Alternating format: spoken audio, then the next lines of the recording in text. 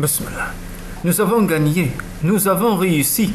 Kamala se disait ces mots, allongée dans le noir, au moment où elle sentit le voilier se mettre en mouvement. On entendait les hommes courir sur le pont supérieur, les voiles claquer dans le vent, le doux clapotis de l'eau contre la coque. Ils étaient en route, le vent les emmenait, lentement, hors du port, et bientôt ils atteindraient la haute mer. Kamala sentit se relâcher tous les muscles de son corps et se rendit compte à quel point elle avait été tendue et crispée tandis qu'ils attendaient. « S'ils nous trouvent avant de prendre la mer, avait dit Conrad, nous aurons échoué, nous n'y pourrons plus rien. » Mais ils avaient réussi contre toute attente. Le fantastique coup de dé de Conrad avait été gagnant. Il avait tout élaboré, lui avait tout expliqué jusqu'au petit détail. Et Kamala savait qu'étendue sur le sol à côté d'elle, il devait ressentir une exaltation comparable à la sienne. Mais, pensa-t-elle, elle avait plus à perdre que lui. Il aurait de toute façon pris la mer. Il aurait embarqué sur l'Aphrodite tandis qu'elle serait demeurée à terre, s'ils n'avaient, comme il disait, réussi leur coup. Tout d'abord, quand il lui avait parlé de son plan, elle avait cru devenu fou. Puis il avait expliqué exactement ce qu'il avait l'intention de faire et elle avait ressenti une exaltation étrange et délicieuse à la pensée que non seulement elle souhaitait rester avec lui, mais que lui aussi le désirait. Elle se remémorait sa voix. « Pensez-vous réellement que je vous laisserai partir ?» Elle savait que, dès ce moment-là, la peur et le désespoir l'avaient quittée. Conrad ne l'abandonnerait pas. Elle ne serait plus seule, elle n'affronterait pas, démunie, des armées ce monde étrange et effrayant. Ils entendirent des cris au-dessus de leur tête et un craquement soudain, presque comme un coup de canon. Lorsque le vent déploya le foc, le voilier semblait frissonner tout entier et le bruit des vagues fouettant la coque s'intensifia. Des embruns déferlaient sur le pont. Ils prenaient de la vitesse. Il y avait quelque chose d'exaltant à imaginer le voilier blanc et effilé avec ses trois grandes mains, effleurant les vagues grises. « C'est la plus grande aventure que j'ai jamais entreprise », pensait Kamala. Elle mourait d'envie de parler à Conrad pour savoir s'il était aussi ému qu'elle. Il semblait si étrange de l'imaginer couché sur le sol, ficelé dans les cordes qu'elle avait enroulées autour de lui, et bâillonné avec un mouchoir noué fermement derrière son cou. Il avait bâillonné d'abord. Ils avaient répété très exactement la scène à l'auberge. Comment faire pour être tous deux ligotés quand on les découvrirait dans la cabine? « Il faut que ce soit convaincant, » avait dit et répété Conrad, « qu'à aucun moment on ne puisse rien soupçonner. Van Wyck est astucieux. S'il a le moindre soupçon que c'est un coup monté, je ne veux même pas envisager les conséquences. »« Que pourrait-il faire ?» avait demandé Kamala avec curiosité. « N'en parlons pas, » avait répondu Conrad. « Mais ne commettez aucune erreur, Kamala. Nous ne pouvons nous permettre la moindre faute, si petite soit-elle, qui pourrait éveiller sa suspicion. »« Je ferai attention, très attention, » avait promis Kamala. Elle aurait promis n'importe quoi à Conrad tant elle était heureuse de rester avec lui. Cependant, le subterfuge qu'ils avaient imaginé ne lui semblait pas réel. C'était un jeu, une représentation théâtrale où ils jouaient les rôles principaux, plutôt qu'une action d'importance vitale et dont dépendait leur avenir. À l'auberge, Conrad s'était assis sur l'étroit petit lit de Kamala, et tandis qu'il précisait tout ce qu'il devait faire, les choses semblaient se mettre en place comme les pièces d'un puzzle. « Nous sommes frères et sœurs, avait-il dit lentement, des gens élégants qui sont descendus sur le quai par curiosité. Vous devrez porter une robe du soir, et Kamala, c'est tout ce que vous pourrez emporter avec vous. » Elle le considérait avec de grands yeux étonnés, et il répéta. « Vous aurez cette seule robe, rien d'autre. Vos bijoux, votre argent et le mien naturellement auront été emportés par les voyous qui nous auront attaqués. »« Quels voyous ?» demanda-t-elle. « Je me serais en vain défendu contre 4 d'entre eux, ils nous auront volés, puis après nous avoir assommés, nous aurons ligotés et portés à bord du voilier. » Il fallut un certain temps à Kamala pour saisir parfaitement de quoi il retournait. Mais quand elle eut compris que si ce plan réussissait, elle partirait pour Mexico avec Conrad, son visage rayonna de joie. « Il se peut que je ne fasse pas exactement ce qui convient, » dit Conrad, plongeant son regard dans les yeux de Kamala qui brillaient d'excitation. « Mais je ne vois pas d'autre solution. »« Tout ce qui compte pour moi, c'est d'être avec vous, » affirma Kamala. Elle s'arrêta puis dit d'une petite voix. « Êtes-vous bien sûr de vouloir m'emmener avec vous? Ne préférez-vous pas me laisser ?» Il me semble bien que nous avons déjà eu la preuve que ce n'est pas possible, dit-il sèchement. Elle n'arrivait pas à savoir avec certitude s'il était vraiment content de l'emmener ou si elle lui avait forcé la main.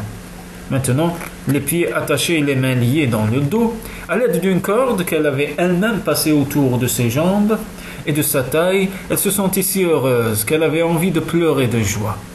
« Nous sommes ensemble et en route pour une nouvelle aventure, se disait-elle. Quoi qu'il advienne, je dois faire en sorte qu'il ne le regrette jamais. Très tôt le matin, Conrad l'avait emmené acheter une robe de soirée dans la rue la plus élégante de Southampton. Il avait insisté pour la choisir lui-même, et elle avait trouvé ce choix excellent. Il décida en dernier ressort que ce qui seyait le mieux à Kamala était une robe de taffetas blanc ornée de dentelle. Et il acheta également une mante de velours noir bordée de duvet de cygne. Le capuchon, encadrant son visage, la faisait ressembler à un ange venu des cieux, plus encore que la première fois où elle lui était apparue, lorsqu'il était revenu à lui. Ils se rendirent ensuite chez un tailleur pour hommes. Kamala pensa que jamais Conrad ne lui avait paru aussi beau que dans cet habit de soirée bien coupé, avec sa chemise tuyautée et une haute cravate. Les pointes du col encadraient son menton volontaire. Leurs achats firent une brèche dans la somme que Conrad avait tirée de la vente des chevaux, mais il restait néanmoins pas mal d'argent et Kamala lui remit le reliquat de ses 25 livres. « Je vais les déposer à la banque à votre nom, dit-il. « Non, répondit-elle, envoyez-les chez vous avec votre argent. » Il hésita un moment. Elle savait bien que l'idée de recevoir d'elle de l'argent lui était désagréable. « Si vous êtes riche lorsque vous reviendrez, vous pourrez me le rendre. Il ne servira à rien dans une banque et vous savez mieux que moi à quel point vous en avez besoin pour votre mère. »« Êtes-vous sûr ?» demanda-t-il. « Tout à fait sûr, répondit-elle. Il serait stupide de votre part de ne pas suivre mes suggestions. »« Très bien, Kamala, dit-il. Merci. » Il porta la main de la jeune fille à ses lèvres et il se sentit frissonner au contact de sa bouche brûlante. C'était la première marque d'affection qu'il lui eût témoignée depuis leur réveil. Il était redevenu distant, comme s'il n'avait pas voulu maintenir leur relation sur un pied de trop grande intimité. Mais dorénavant, elle ne se tourmenterait plus, même si elle percevait de l'indifférence dans sa voix. Il voulait bien l'emmener avec lui et cela seul comptait. Elle s'était inquiétée en se réveillant après quelques heures de sommeil, et s'il avait changé d'avis.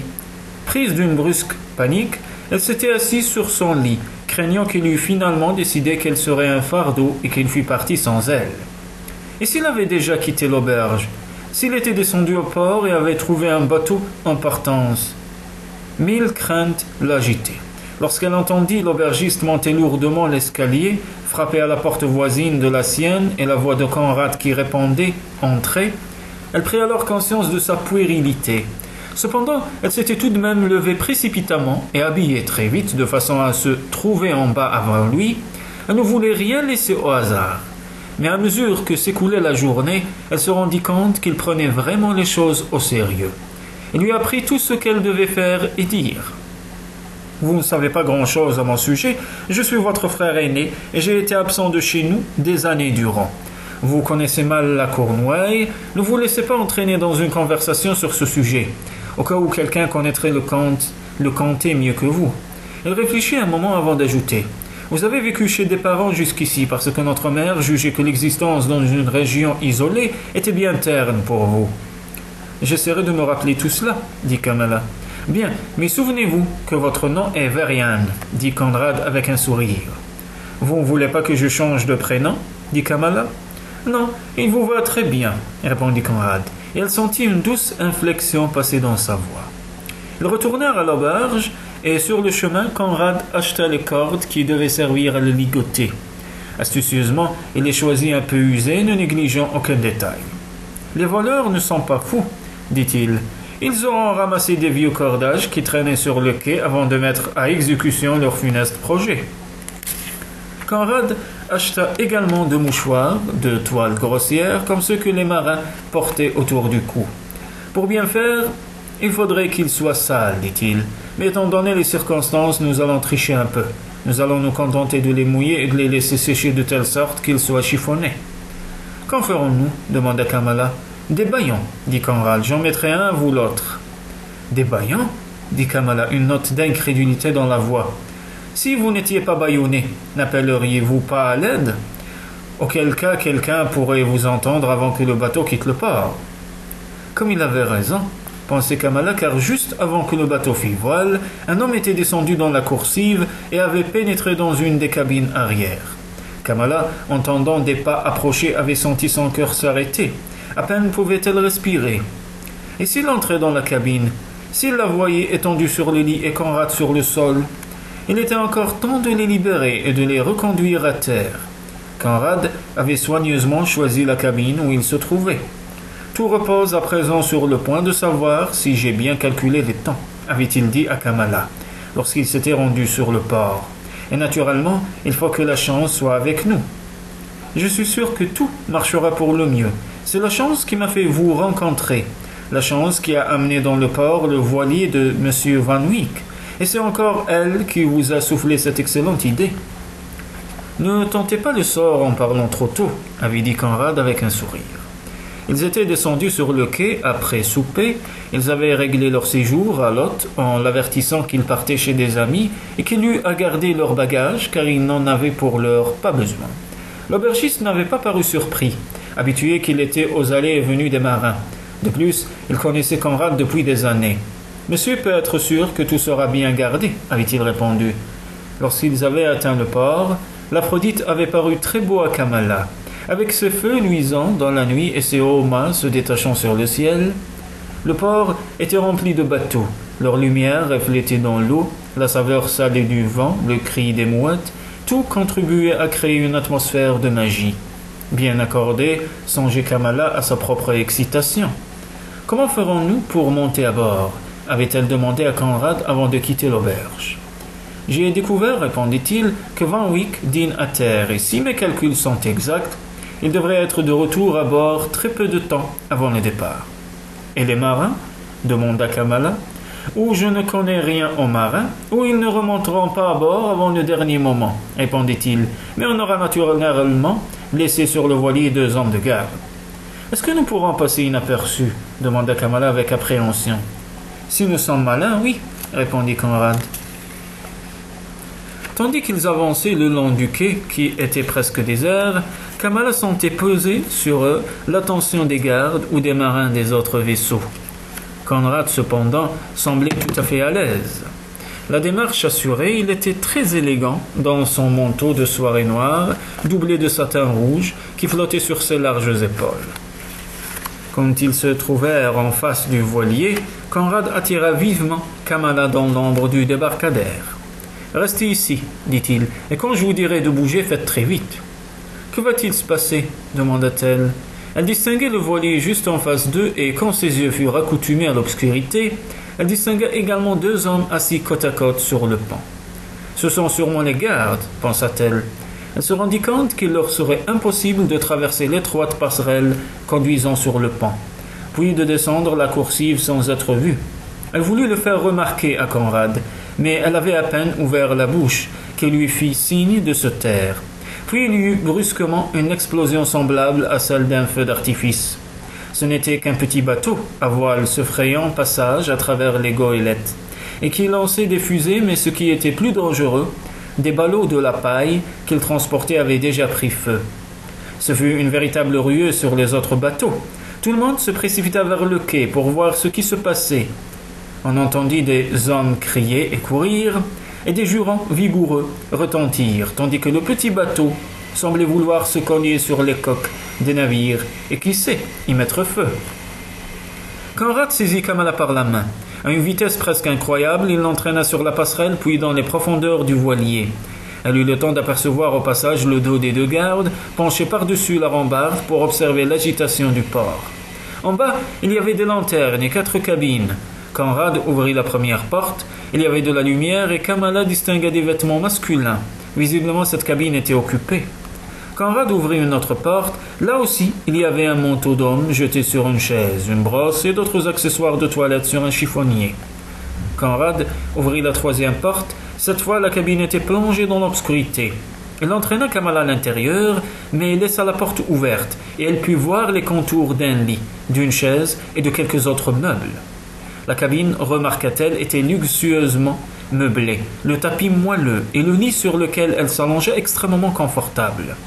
Cependant, pendant un moment, elle ne songea à rien d'autre qu'à se souvenir fiévreusement de toutes les recommandations de Conrad.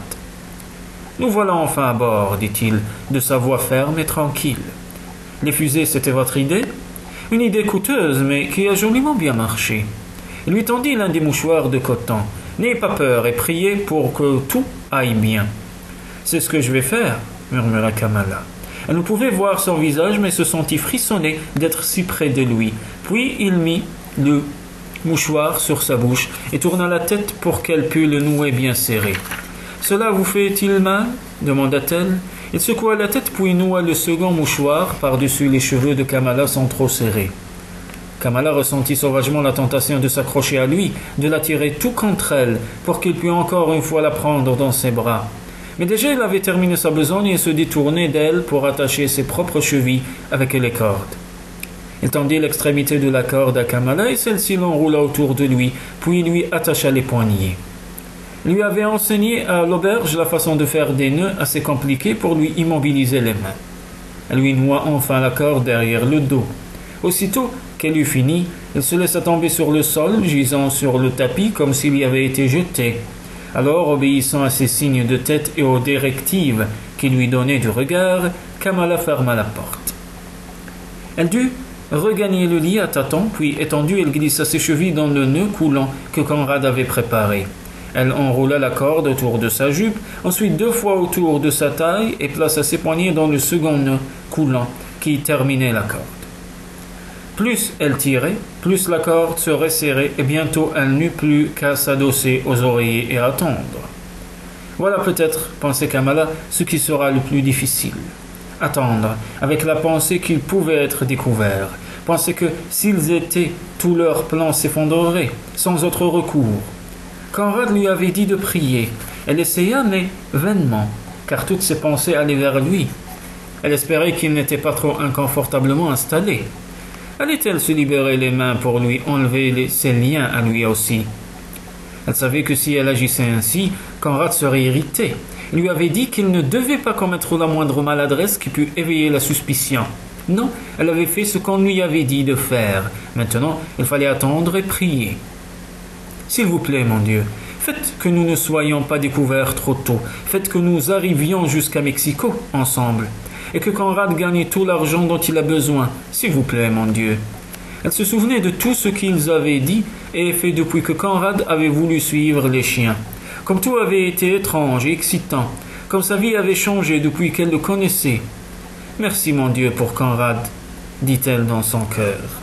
Ce ne fut qu'une heure plus tard que les marins montèrent à bord. Ils semblaient nombreux et ils étaient fort gais. Leur quartier se trouvait à l'avant.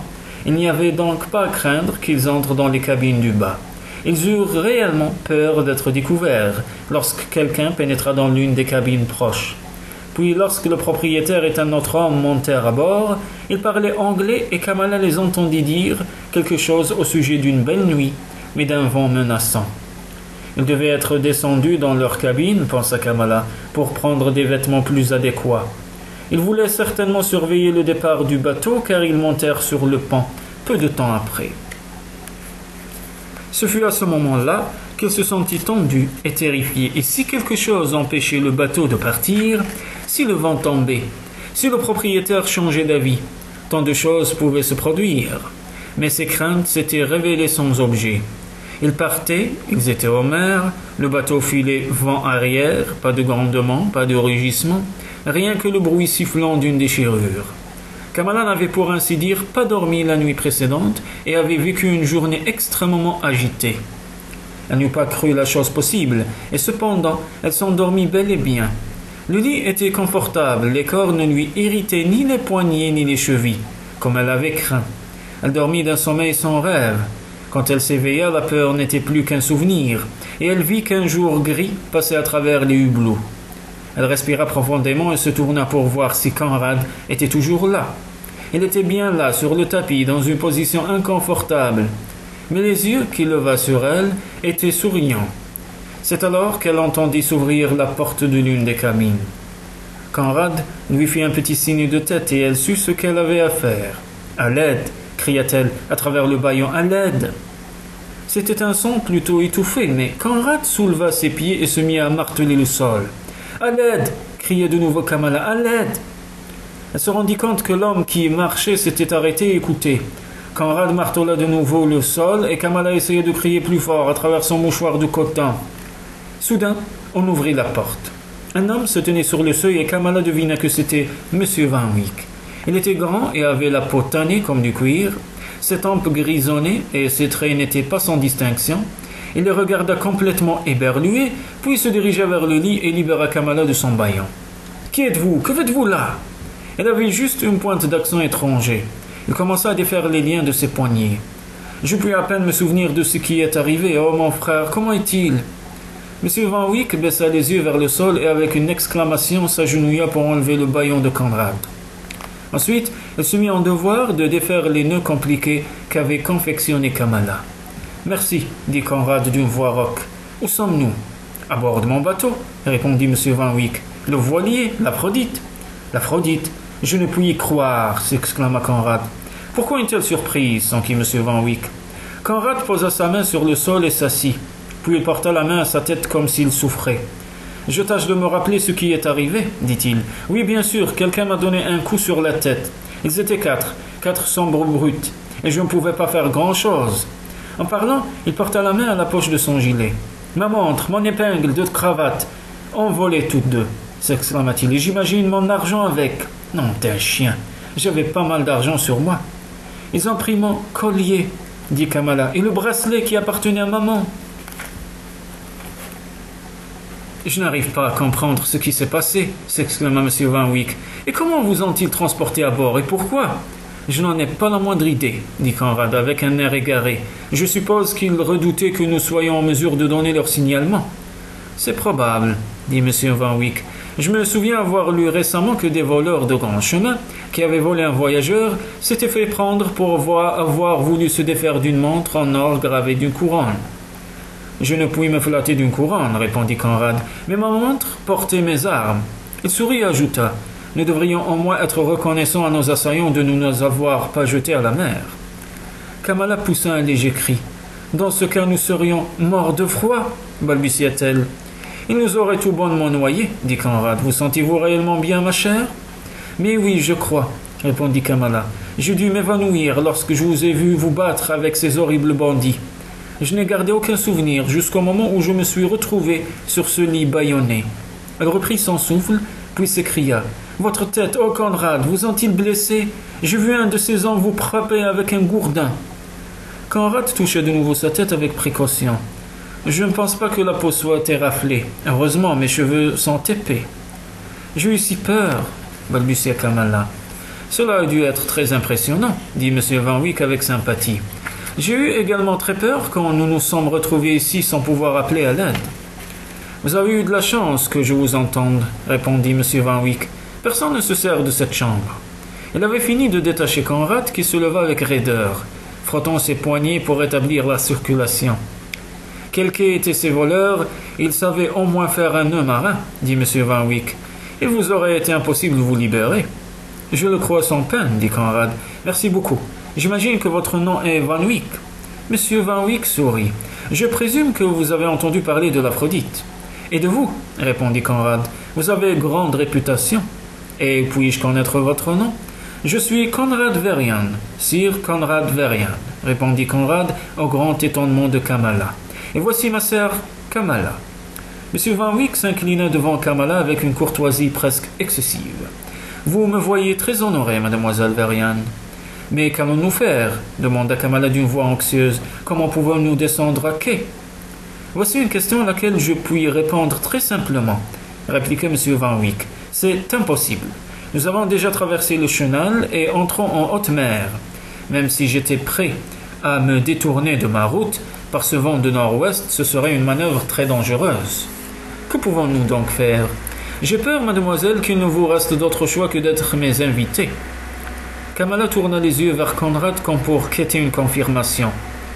En tant que marin, dit-il, je sais, ma chère, que M. Van Wyck dit la vérité.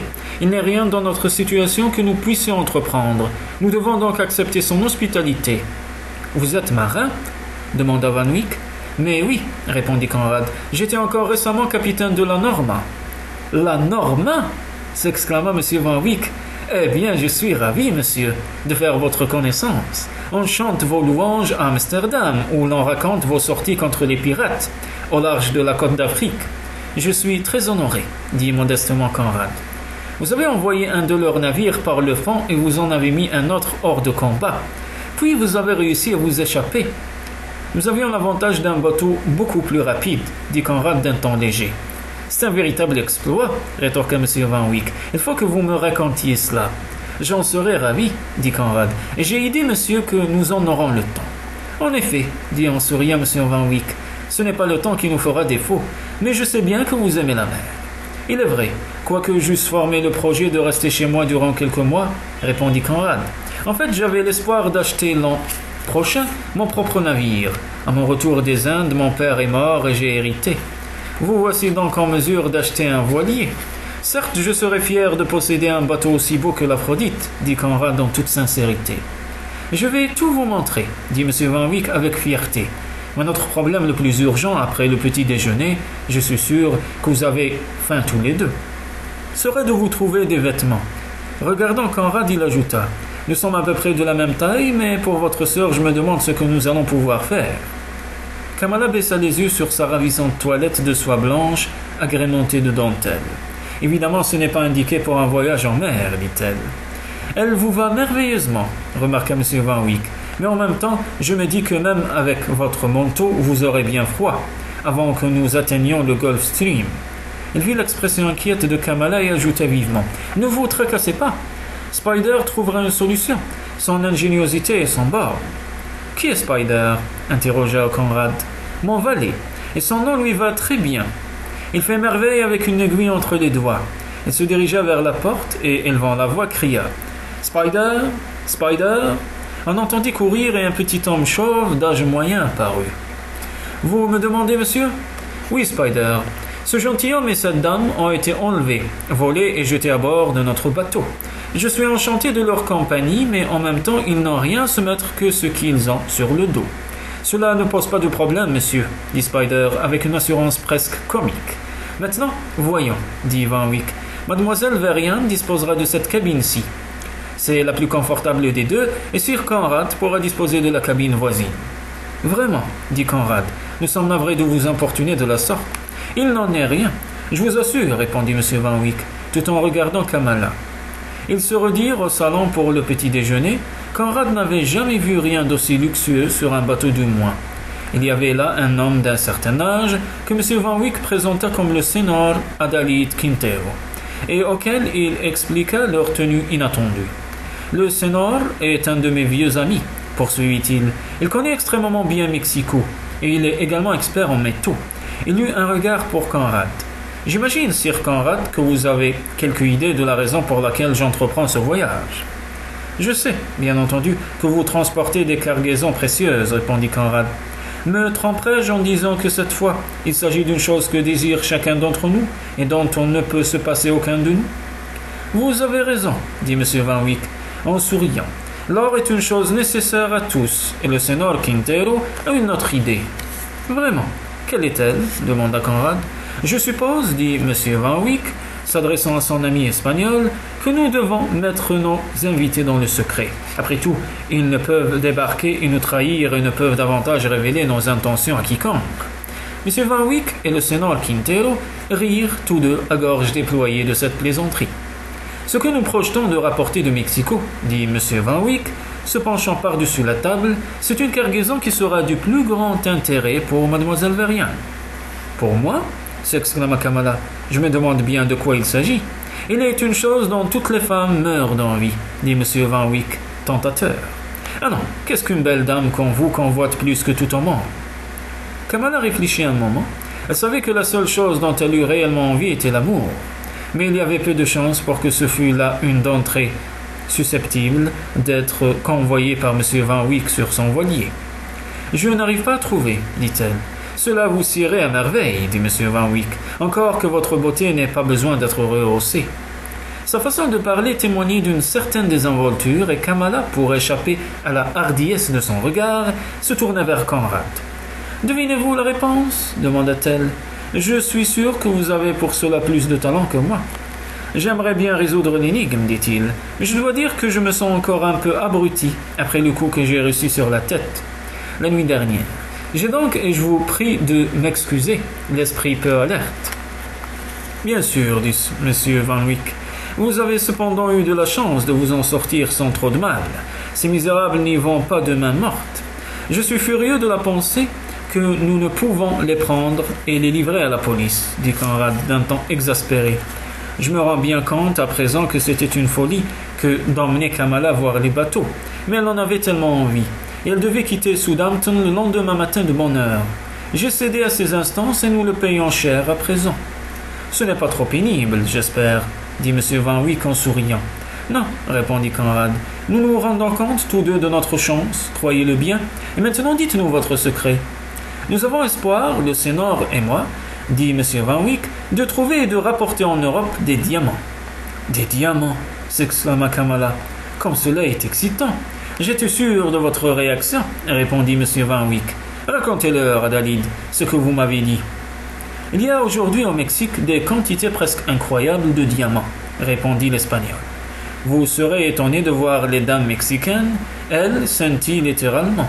Elles portent des diamants autour du cou, aux oreilles, aux poignets. Tout homme qui a un rang supérieur à celui d'un lepero ne peut envisager un instant de se marier sans offrir à sa promise, dans la corbeille de noces, au moins une paire de boucles d'oreilles en diamant et un collier de perles au fermoir de diamants. Comme c'est fascinant, s'exclama Kamala. Mais qu'est-ce qu'un lepero? Un mendiant, répondit Quintero. Mais en vérité, les diamants sont si abondants que même les enfants en portent. Et aucune riche douairière ne meurt en paix qu'elle n'ait légué à l'Église le plus gros diamant de son plus beau collier de perles. Les perles ont-elles beaucoup de valeur? Demanda Conrad. Presque toutes sont en forme de poire, répondit le Sénor. Mais certaines s'en rendent et naturellement beaucoup plus recherchées. Un collier de perles rondes vaut quelque chose comme 200 000 $. Et les perles, tout comme les diamants, sont considérées par la société mexicaine, dont les Espagnols sont les aristocrates, comme aussi nécessaires à la vie que les souliers ou les bas. Tout cela m'intéresse énormément, dit Conrad, et naturellement les joyaux sont plus faciles à emporter que de l'or, par exemple.